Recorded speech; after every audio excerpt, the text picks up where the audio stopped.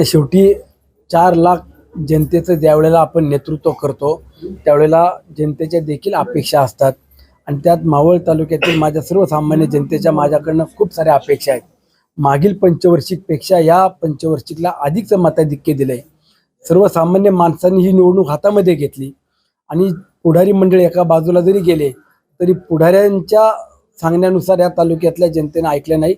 कामाच्या जोरावरती किंवा एका विश्वासानं मला काम करण्याची संधी दिलेली आहे आणि पुढील 5 वर्षात काम करताना सत्तेमधला आमदार म्हणल्यावरती अधिकचा निधी आणणं किंवा सर्वसामान्य माणसाला न्याय देणं हीच माझी देखील भावना असणार आहे.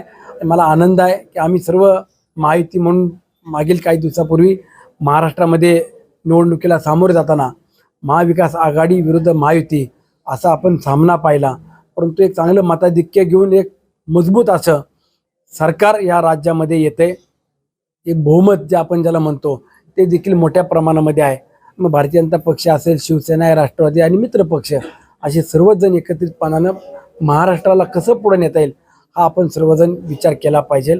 आज माझ्या मतदारसंघात देखील तीच अपेक्षा माझ्या सर्वसामान्य जनतेची आहे. ती पूर्ण करण्याची माझी जबाबदारी पुढील 5 वर्षामध्ये असणार आहे. वरिष्ठांनी विश्वास दाखवला, एखादं पद दिलं तर?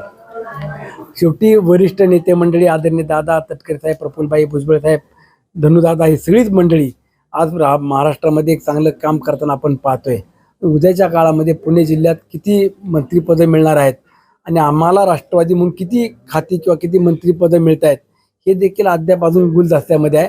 परंतु दादा असतील, तटकरे साहेब असतील, यांनी उद्याच्या काळात जबाबदारी दिली तर नक्कीच तालुक्यासोबत माझ्या पक्षवाढीकरता मी जेवढं मला योगदान देता येईल, जेवढा वेळ देता येईल तेवढा वेळ देऊन झोकून काम करेल.